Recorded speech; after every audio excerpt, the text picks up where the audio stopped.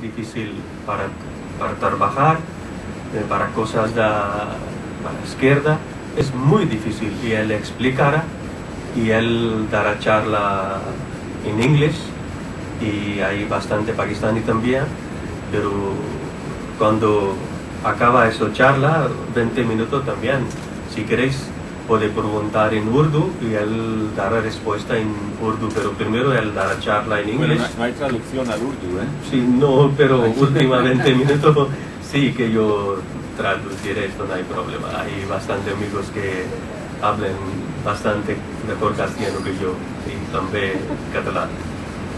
Y después de acta, 8:30, tenemos un pica pica pakistaní, pero molda rica. Sí, claro que hay pica pica también después de 8. Bueno, y ahora, bueno, dono Braula Abid Monto y él explicará. Avisado, agua. लो ये आओ बैठ के कर जी जी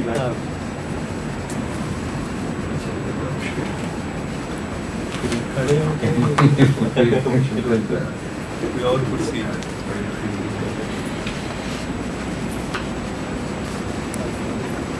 Thank you very much, ladies and gentlemen. It's a pleasure coming to Barcelona, not for the first time, of course. It's almost the fourth time that I'm here in Barcelona. The first time that I came here was in 1990, and that was a very crucial year because of the fall of Soviet Union and the Eastern European socialist states and the change over the whole of the world politics. So that was quite a significant period of time, and I was here in connection with a conference. And the conference was of the International Association of Democratic Lawyers, and about 1,000 people connected with law and lawmaking and profession of law. They had assembled in Barcelona for 4 or 5 days. And the impact of what was happening at that time in Soviet Union and the other socialist societies was quite obvious in that conference also, because there were a number of people who were representing those countries. And when I went back home, and after a few weeks, I must say, the news of the disintegration of the Soviet state was on, and the left in Pakistan was left in lurch, and I think the whole of the world left had a significant setback at that point of time. So that's the period of time that I first had my acquaintance with Barcelona. I came again in another conference, but that was a conference of about literature. And the third time that I came here, I was only in transit but I stayed here for about a week. And this is the fourth time, and this is a significant appearance here, because I have come only for this purpose. I came yesterday, I stayed here for this function, and I will go away tomorrow morning. And to me, this function and this meeting with people who are both Spanish, Catalonian, and my own native people is a very important thing. And I was surprised. In fact, I thought perhaps if a man coming from Pakistan will be quizzed and asked questions about what is happening in Pakistan today. Because Pakistan is now the center of all kind of gossip in the world, and so everything which is bad arises from Pakistan. So therefore, Pakistan is an issue in the world over. So therefore, I thought perhaps I would be asked questions about the contemporary and the current situation in Pakistan, what happened in Abbottabad where Osama bin Laden was arrested, and the next day what happened in the Navy complex where there was a lot of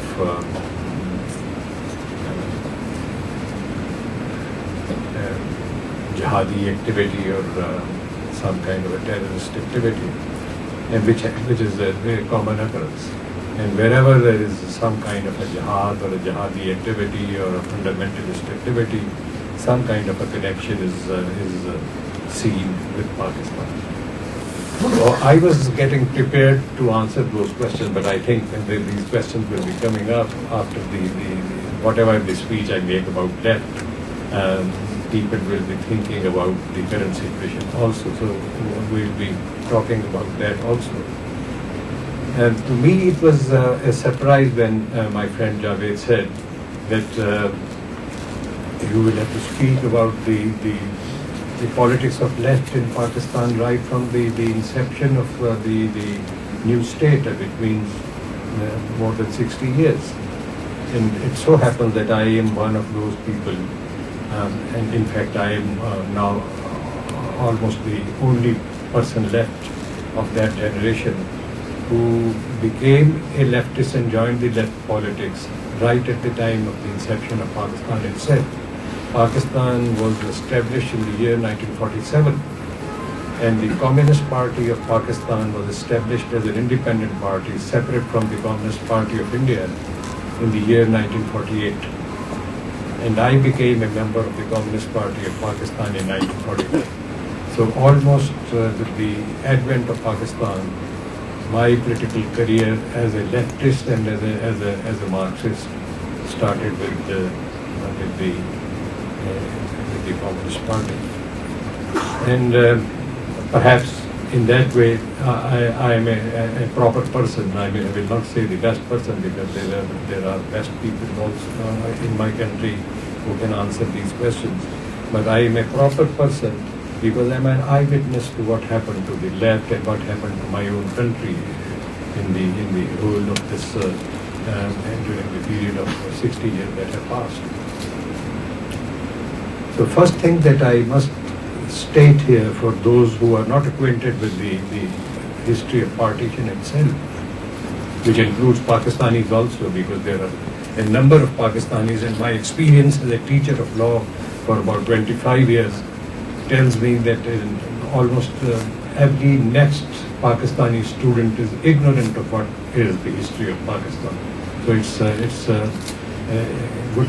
good for me to make a statement with regard to what happened on the eve of partition itself. At the eve of partition, before 1947, you will must remember that the creation of Pakistan began as a political issue only after 1940. It's only a period of 6.5 years from 1940 March when a resolution was passed by a leading political party of the Indian Muslims, which was the Muslim League, which said that they want a separate homeland, and that resolution was passed in the city in which I live, which is Lahore. And incidentally, the place where that resolution was passed is known as Minto Park, although it is not after my name or my forefather's name. It is after the name of a certain viceroy of the British Empire, Lord Minto, who was the ruler in Pakistan, in the subcontinent, on behalf of the state British Empire. So in the Minto Park, the resolution was passed. It is called a Minto Park rally, and the resolution it's called a resolution for Pakistan. And the resolution itself only said this, and it is inscribed right in that park on a very important monument, which is called the Independence Monument. And the resolution is inscribed there. The resolution says that on the eve of partition of India, or on the eve of the independence of India, we, the people of India who belong to the 4 provinces in the west of India, and the one province in the east of India, in fact 1.5 province in the east of India. We are in majority, we are Muslims, and Muslims want their own homeland carved out of the Indian state as a consequence of the freedom movement from the British Empire. That was the resolution. It was a state conceived for the Muslims of India inhabiting these 5 or 5.5 provinces. There was no mention that the state would be an Islamic state. The resolution is still there, and the resolution has not been changed thereafter. The resolution only says that Muslims as a separate nation need to have a separate homeland. This is a very important statement. It is very significant that the Communist Party of India, which is the United India at that time, Communist Party of India passed a resolution supporting the demand for the creation of Pakistan. Many people do not know that this demand, which is based on the religious identity of a certain people, and during the course of a struggle which was against British imperialism and the British colonial setup for the freedom of India, how can the communists or the leftists support a demand of this character? But the Communist Party of India is on record having supported the demand for the creation of Pakistan on the principle that in the provinces in which the majority is of the people inhabiting is of constituted Muslim people, then the Muslims have a right of self-determination in those areas, and therefore the right of self-determination of Muslims must be given to them. So it was on the principle of a democratic principle of the right of self-determination of the people of these areas that the communists supported that. After the partition, the Communists of India withdrew this resolution. But the Communists of Pakistan never withdrew this resolution, and they supported the creation of Pakistan, and their identity as the citizens of Pakistan goes along with their own demand for the creation of Pakistan and support to the cause of the creation of Pakistan. So there are misgivings within my own country. There are the people who would say that communists have never accepted the creation of Pakistan. The reality and the historical fact is on the totally different and totally reverse of it. The communists had not only accepted it, the communists had worked for the creation of Pakistan. I myself, as a 15-year-old student, when I was in my matriculation examination, I was appearing for the examination, and the partition of India was also on the cards, and there was a referendum taking place in the northwest of Pakistan, at that time northwest of India. There is a province which is now called as the Khyber Pakhtunkhwa province. The original name was Northwest Frontier Province. The area which is now in the forefront of the world political debate with regard to the terrorist activities and the jihadis with borders with Afghanistan, and where the entire struggle for jihad is on. In this province, there was a referendum by order of the British government to find out whether the people of this area want to join the newly created state of Pakistan or not. And I, as a student, along with several other students, worked for that referendum in favor of Pakistan for several months together, leaving our own studies. And as a young person of 15 years of age, I went in the remote areas, which are the hilly areas, which now are hilly areas where sometimes the jihadis appear and they create all the trouble. And we created all the trouble in 1946-47 in favor of the referendum for Pakistan. So that